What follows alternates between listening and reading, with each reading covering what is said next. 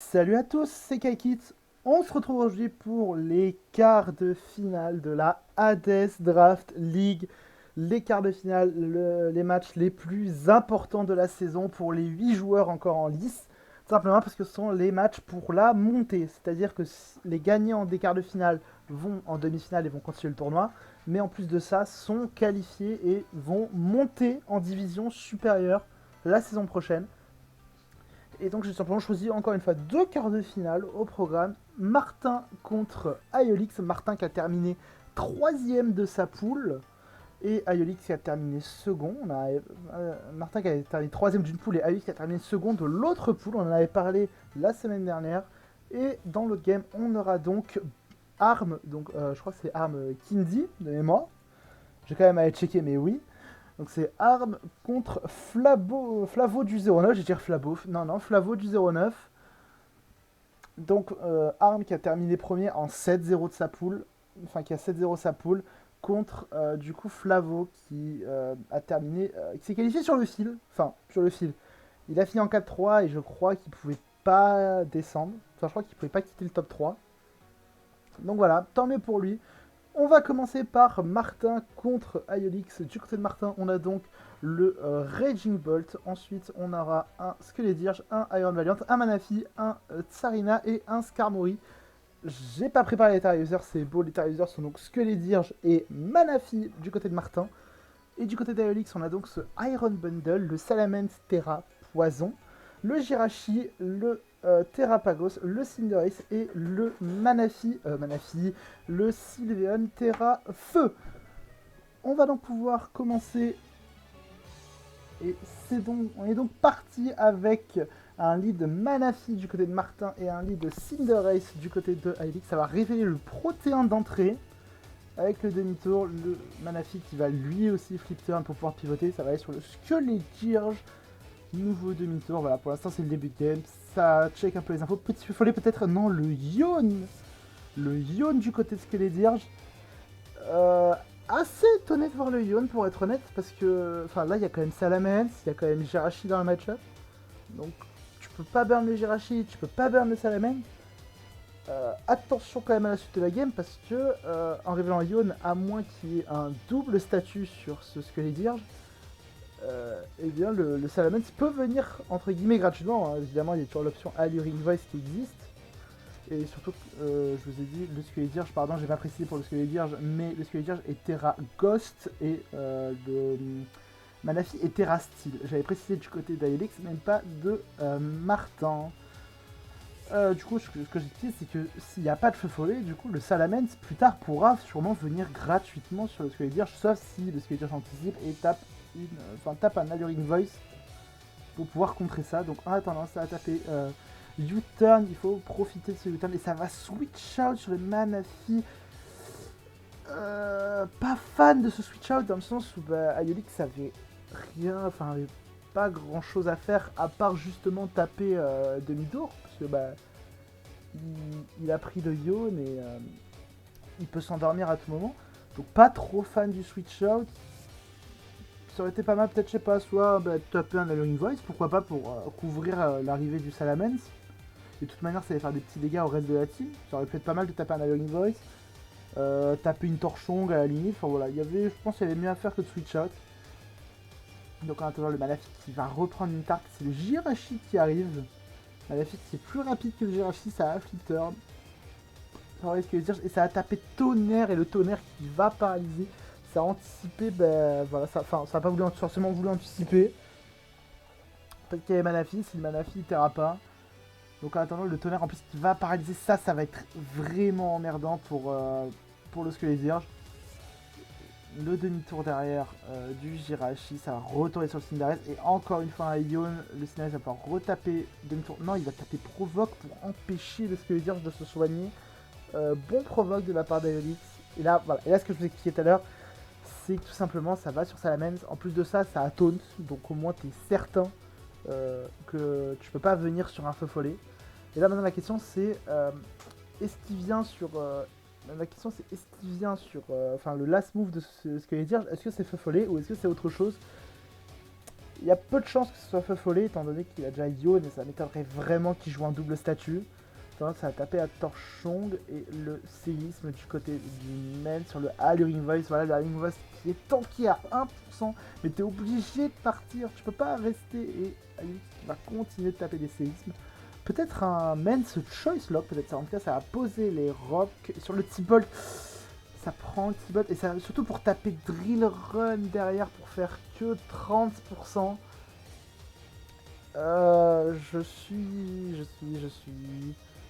Je suis pas convaincu du drill run dans le match-up.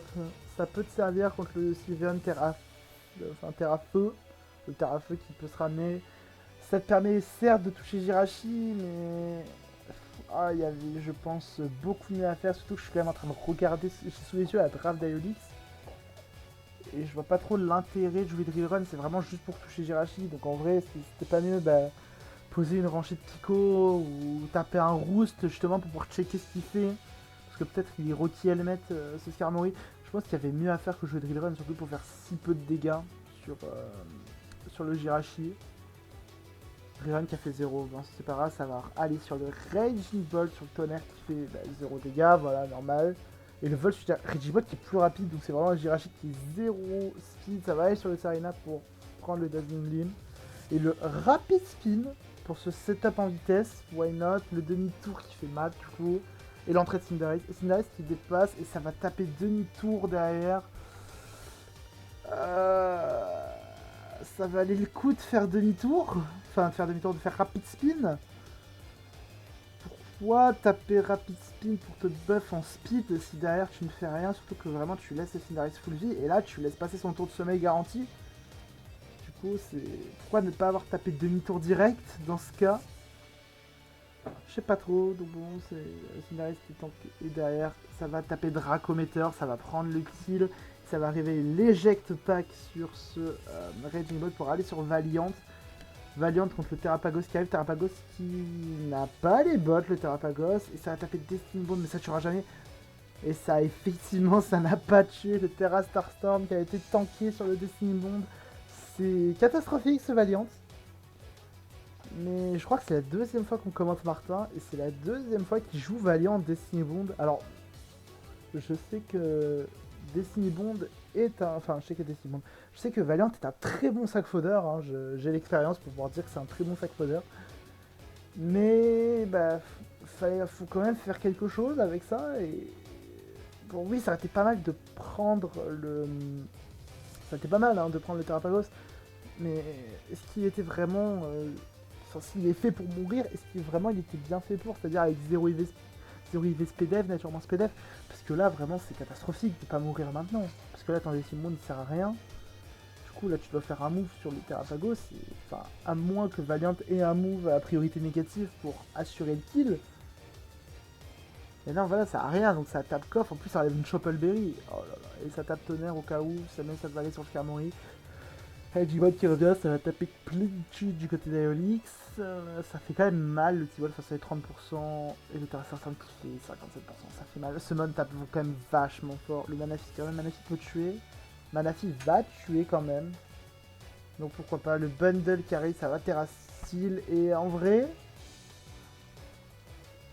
le bundle qui Terra Steel. Enfin, qui fait Terra Steel. Le bundle qui Terra Steel, oui. Le bundle qui tape Lipton, c'est pas si étonnant que ça. Dans le sens où il voulait forcer un Terra. Donc il aurait pu taper Freeze Dry, mais c'était pas non plus à prioriser de taper Freeze Dry. En vrai, là même, je pense qu'il aurait même pu juste taper un H-Pump. Je sais pas si. Je pense qu'avec le Manaphy, là en vrai, il aurait pu taper H-Pump à mon avis. Dans le sens où ce que les dire, il est low. Sarina il est low, je suis pas sûr qu'il tank un H-Pump. Skarmory il est low. Manaphy était à 34%. Il y a que le même Regimo est à 39%. Je pense que ça aurait été bien de bourrer, à moins que le H-Pump ne tue pas le Manaphy. Je crois que j'avais fait des calques avant Iron Bundle contre Manaphy. Ouais, ça tuait pas forcément le H-Pump. Je pense que là, il aurait pu taper pour... Oh non, oh zut, j'ai spoilé la deuxième game. Je pense qu'il aurait pu taper directement. C'est dommage de... C'est dommage de pas avoir tapé, je trouve. Peut-être qu'il y avait mieux à faire, mais bon, c'est pas grave, ça a donc tapé le flip turns. En plus, ça a réveillé les bots, j'avais pas fait gaffe. Donc ça retourne sur le Mens et ça va sac le Mens pour Energy Ball, ok. Ça retape, ça renvoie le bundle, ça a voulu check, ça a voulu forcer le Terra, donc why not, le H-Pump qui vient rater, c'est normal, c'est H-Pump. Ça rate pas 2 fois, ça va. Ça prend le kill, le Raging Ball qui revient, et ça va se barrer du côté d'Aeolix sur le Thunderclap, évidemment, il fallait checker s'il n'y a pas un Thunderclap. Le switch, ça fait 31%, ça fait mal, mais c'est pas grave, Skarmory qui arrive, Skarmory sur la plénitude. Et derrière, attention au Terra Blast, ça va Terra Fire, ça tape Wish sur le Driven qui fait toujours 30%. C'est pour ça que voilà, genre, c'est bien d'avoir un move super efficace, mais vous voyez que les dégâts sont pas là du tout en fait. Enfin, faut que vous faites un minimum de calme, vous voyez que ça fait pas de dégâts parce que c'est Drill Run, mais Skarmory ça tape pas. Est-ce qu'il n'y avait pas mieux à faire que taper Drill Run? Genre, je sais pas, bon. Taper un Body Press, ça aurait été pas mal. Excusez-moi, je baille un peu. Taper un Body Press, ça aurait été pas mal.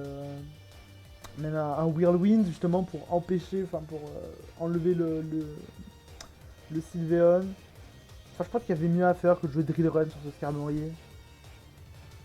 Pas grave, je pense que c'était la tête de fer ou sans last. Ah non, ça a Whirlwind, my bad, bon bah je suis con. Ok, ça, et là ça va sur le bundle, en plus ça c'est terrible que ça aille sur le bundle qui reprend un kill avec 4 pommes. Raging Ball qui revient, et ça va retourner sur le Jirachi. Thunderclap une nouvelle fois, Martin a pas voulu cliquer Vol Switch. C'est dommage que Martin, enfin Martin, ouais ça a pas voulu cliquer Vol Switch, le Thunderclap qui a pris le kill. Ça retourne sur le Sylveon qui va mourir du tonnerre, il reste bundle contre le monde. Et ça, Thunderclap qui va fail. Et ça va taper sub. Et là, c'est très bien joué d'Aeolix. Aeolix qui, toute la game, a fait. Enfin, a bait le fait que Bundle avait que des moves offensifs. Et au dernier tour, il révèle le clone. Et c'est grâce à ce clone qu'il va pouvoir gagner la game. C'est dommage de ne pas avoir tapé Thunderclap. Là, je comprends pas de ne pas avoir tapé Thunderclap. Au moins pour péter le sub du côté de Martin. Après, normal. Parce qu'après, là, de toute façon, là, il y a Tsarina. Tsarina tanké un freeze dry avec la Yatch. Du coup, pourquoi ne pas avoir tapé Thunderclap? Je comprends pas le fait de ne pas avoir tapé Thunderclap. Parce que là, tu tapes Thunderclap, tu tapes Thunderclap, voilà, tu tankes. Enfin, tu casses le clone. Derrière, t'as Tsarina qui tank le freeze dry. Le bundle n'est pas sous clone, donc je peux taper des power whip. Soit le bundle tente de taper des clones pour espérer un miss power whip. Après, ça tape rapid spin pour péter le sub, donc est-ce que peut-être ça n'a pas rapid spin? Enfin, ça n'a pas de quoi péter le sub de manière plus fiable. Je sais pas trop, mais c'est dommage, c'est dommage. Martin aurait pu s'en tirer. Et le Manaphy Terracide qui revient, ça tape H-Pump. J'ai checké avant, le freeze dry normalement ne tuait pas le Manaphy Terracide, c'est pour ça qu'il a dû tenter le H-Pump. Mais en tout cas, c'est très bien joué d'Aeolix là, le fait d'avoir bait, le fait que le bundle n'avait pas sub. Après, je vais quand même. Enfin, bon, là, allez, c'est peut-être moi parce que je connais le mod, parce que je connais le format, donc je peux peut-être râler un petit coup, mais bundle, ça n'a pas 40 moves. Faut être honnête, Bundle ça a pas 40 moves dans son move pool. Ça aura tout le temps H-Pump et Freeze Dry. Et après les deux autres moves, vous avez le choix entre Clone, Encore et Flip Turn. Et les autres options se voient quasiment jamais, elles peuvent exister mais elles sont très rares et de toute manière les autres options ce sera pas du coverage. Ce sera genre Chilling Water, Ice Beam si vous avez besoin de dégâts. Je suis déjà mentionné Ice Beam plus tôt je crois. Enfin voilà, pour moi, il y aura toujours au moins H-Pump et Freeze Dry sur le bundle. Donc, allez, si je veux pinailler, je peux dire que c'était sûr qu'il fallait pas taper les Thunderclap contre ce bundle. Surtout quand tu sais qu'il n'est pas Choice Lock. Et même, voilà, cette fin de game, je la comprends pas. Enfin, je comprends pas le non Thunderclap là. Parce que là, tu casses le clone. Derrière, t'as Tsarina. J'imagine que Tsarina a Power Whip. Donc peut-être que justement Aeolix aurait dû jouer le Miss, mais... En plus, il pouvait faire que 2 clones, hein, ça fait 75% bill. Hein. Donc Aeolix pouvait juste poser 2 clones s'il avait pensé à taper le... S'il avait pensé à taper le Thunderclap, c'est dommage. Est-ce que Martin a forfait trop tôt? Je sais pas, sans doute. C'est triste parce que du coup, je pense que Martin pouvait gagner cette game parce que Martin avait quand même un bon match-up. Le Regimold avait un très bon match-up overall. Et jusqu'au bout, d'ailleurs, il a fait peur à Iolix. Mais c'est dommage que Martin, il paye de nombreuses petites erreurs. Alors que du côté d'Iolix, il y a eu de bons plays là. Franchement, il y a quand même eu des bons plays. Bah, le fait de pas réveiller, enfin de pas réveiller le sub sur Bundle, c'était vraiment bien joué pour le coup. Voilà, écoutez, bah, c'était une game plutôt intéressante. Donc du coup, GG à Ulix qui du coup monte en Division 4. Je suis pas étonné de le voir en Division 4 parce que bah, vous savez, je regarde toutes les games moi derrière. Et je voyais les games d'Aeolix, je me disais bien, ok, bah, le mec quand même sait jouer. Alors est-ce qu'il vraiment il avait jamais joué au format avant? Peut-être, je sais pas. Mais en tout cas, franchement, il a fait des games très propres. Tout au long de la saison, Aeolix a fait de bonnes games. Donc la montée, je suis pas étonné en fait qu'il arrive à gagner cette montée. C'est dommage pour Martin. Martin reviendra la saison prochaine, encore plus fort. Et puis voilà, écoutez, on va pouvoir passer à la deuxième game. On va donc pouvoir lancer ça tout de suite. Alors on a donc Arm qui a terminé premier de sa poule en 7-0. Il est tout simplement en perfect dans sa poule. Alors qu'en face, on a donc Flavo du 09. Là, on a donc Flavo du machin, je sais plus quoi. Flavo du 02, je crois. Flavo du 02, je sais plus. Qui a terminé donc quatrième de sa poule et qui est donc passé un peu à la limite. Du côté de Arm, on a donc le Zapdos, le Ninetales, le Skeledierge, le Baxcalibur ainsi que le Greatest et le Chiou. Alors que du côté de Flavo, on a donc Florge, Hydreigon, Scizor, Lando, Poliwrath, enfin le Tartare qui est là, et le Spectreval. On va partir tout de suite. Attendez, j'ai pas checké les terras. Ça change pas les terras, ça va, c'est un Terraface que les Dirges. Voilà, classique. Et du côté de Flavo, on a Terrasol sur le Florge, on a Terrasteel sur le Hydreigon. Ok, ça a changé tous les terras, génial. Merci. Merci beaucoup. Donc, on a donc le lead Ninetales contre le Spectre. Le Spectre a tapé à Shadow qui a fait 87%, la vache. Ça a démarré le Ninetales. Est-ce qu'il n'est pas Choice Specs? Je sais pas trop. En tout cas, le Ninetales va pouvoir poser son voile aurore. Et ça va switch out sur les Polyworks en anticipant l'entrée de Chiyu. Ça, c'est bien vu de la part de Flavo. Ça va aller sur le Zapdos et ça va taper Close Combat. Attention, pas de statique. La statique type rock. Le Close Combat est dur. Dommage, il y a eu un bon play avant. Et après, il y a une statique qui est bien emmerdante. En tout cas, ça va aller sur le Florge, sur le demi-tour. Demi-tour pour renvoyer Chiyu. Il n'y avait pas mieux à ramener. Non, sûrement pas. Parce qu'après, il y a ce que les dire. Mais ce que les dire, je sais pas grand chose. Florge a étonnamment un très bon match-up dans cette game. Florge Terrasol a étonnamment un très bon match-up dans la game. Donc on va voir comment il en profite. Le Chiou, en vrai, Chiou qui est sous screen, ça peut être pas mal. Le Tartare qui revient, qui prend la overhit 47%. Je pense que le Poliwars, si le Tartare il est là, c'est sûrement pour pouvoir tanker les deux stabs de Chiou. Donc je pense très certainement qu'il va être full HP, full speed def, peut-être à Sauvest, puis qu'il y a 47% sur la overhit. Est-ce qu'il n'y a pas une chance qu'il soit Specs? Je sais pas trop, on va voir le Zapdos qui revient, le Lando qui va arriver sur le demi-tour. Non, pardon, ça a double switch, my bad. J'ai coupé en plein milieu du tour, mais du coup ça a double switch pour envoyer le Lando. Lando sur le Chiou, parce que ça anticipait quoi comme... génial. Ça anticipait quoi comme double? Ça anticipé, ouais. Peut-être que ça a vraiment anticipé des Zapdos, je sais pas trop ce que ça a voulu tenter d'anticiper. C'est pas grave, en tout cas le Zapdos et c'est le Lando qui vient. Le Zapdos qui a un free demi-tour, s'il veut. Le Florge arrive sur le vent violent, ça va faire mal, c'est vrai qu'il y a vent violent, je suis my bad. Le demi-tour maintenant qui est tapé pour aller sur le Chiou. En soit Chiou, tant qu'il est sous screen, ça peut aller. Le Wish, ok. Pour venir soigner. Wish Tech. Attention, ouais, donc il a dû check, le choice lock pour vraiment être certain de taper Protect maintenant, parce que si là, le Chiou allait taper Nasty Blood, ça aurait été embêtant. Le Terrabas, ok. Le Hydreigon qui arrive, il a pas peur d'un Alluring Voice. Le Terraferry, Flash Cannon qui fait de bons dégâts. Et Torchon, ça a pas Terrablast ni Alluring Voice. Surtout, oh, le taunt derrière pour empêcher le slack off. Méchant taunt quand même. Et ça a retapé Flash Cannon. Moi, j'avais pas trop de raison de rester. En vrai, en fait, le problème, c'est que je pense que s'il avait un move.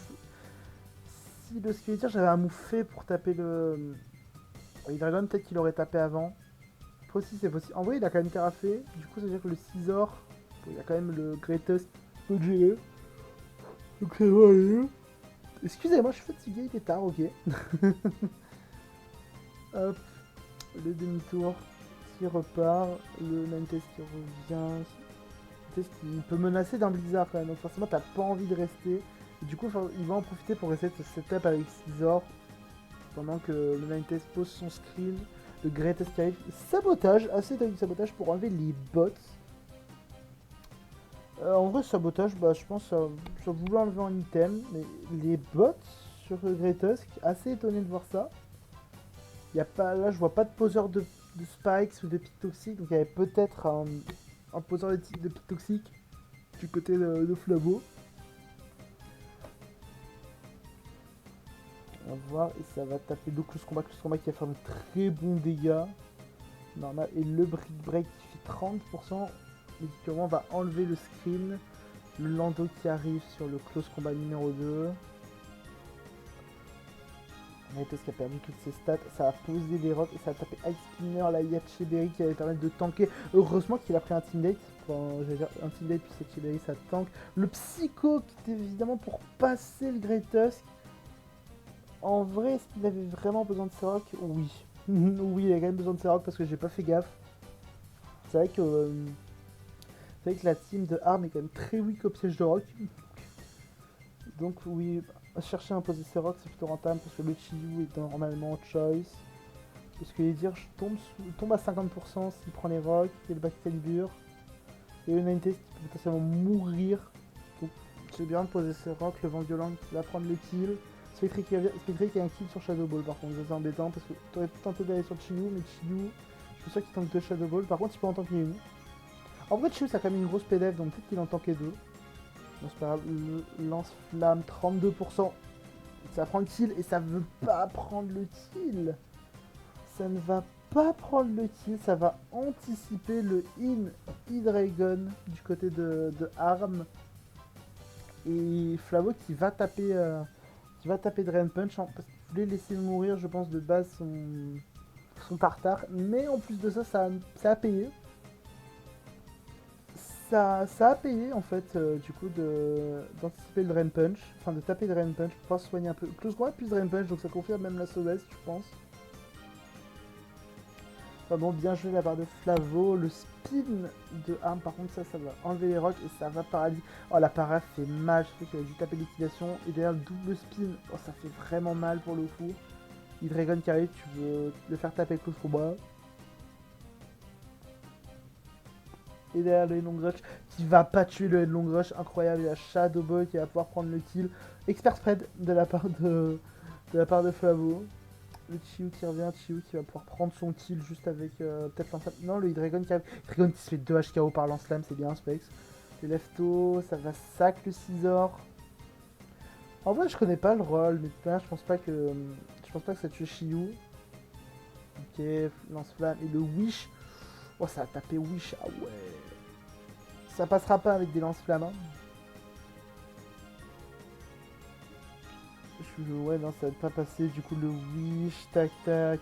Le Terra Blast qui a fait de bons dégâts mais qui a pas tué. Ça va retaper un Protect pour essayer de tenir de lance-flamme avec un tour en plus. Le Moonblast qui va prendre le kill. Et là, maintenant, la Snow est en place. Le Baxcalibur peut arriver et taper la Dragon Dance. Et ça va clean la game, tout simplement, le Baxcalibur. Parce qu'on a bien vu, le Hydreigon n'est pas Scarf. Et le Spectrier était très certainement lunette choix au vu des dégâts qu'il a fait au début de game. Voilà.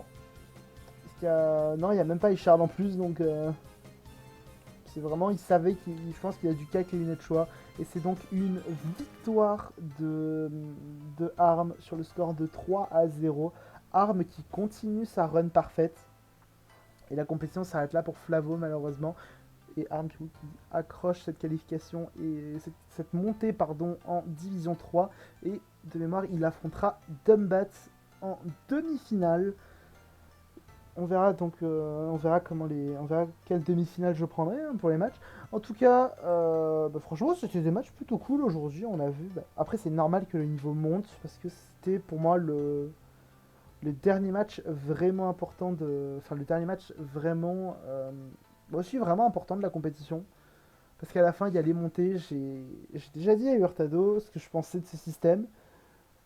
On m'a dit que le système devrait changer pour la prochaine saison. Donc, hâte de voir comment ça va se passer parce que je trouve, voilà, j'aime pas trop le système comme ça où tout se joue sur le quart de finale et derrière la demi-finale et la finale, c'est juste là pour, on va dire, pour terminer le tournoi, pour pouvoir donner un vainqueur dans chaque division. Mais dans les faits, c'est pas si important que ça. Moi, je commence vraiment à somnoler quand même. Euh, voilà, bref, sur ce, j'espère quand même que cette vidéo vous aura plu. Voilà, on s'est régalé aujourd'hui, on a vu du bon jeu. On a vu du beau jeu, il y a eu des erreurs, j'ai parlé de Martin, il y a eu des erreurs, mais dans l'ensemble, on a vu deux bons petits matchs, même le deuxième match, pas grand chose à redire. Quelques petits plays par-ci par-là, mais franchement, dans l'ensemble, la game est plutôt cool. Donc voilà, écoutez, tout simplement, bonne fin de semaine à tous. Ouais, je vais changer un peu. Bonne fin de semaine. Et puis, on se retrouvera la semaine prochaine pour les demi-finales de la compétition. C'était Kakit. Ciao tout le monde.